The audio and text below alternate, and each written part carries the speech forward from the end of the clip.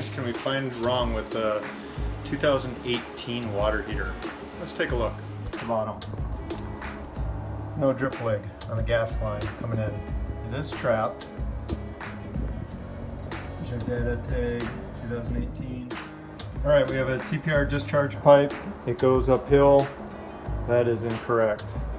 Here we have the exhaust flue. It is not secured. It is missing some screws to attach. And as we go up, we can see that it's cracked. That should be sealed. So we have 1, 2, 3, 4, 5. I'd also put a drain pan on the bottom of that just because it's on the middle of the house. If it did leak, it'd be a pretty big expensive mess. So six defects on a brand new water heater.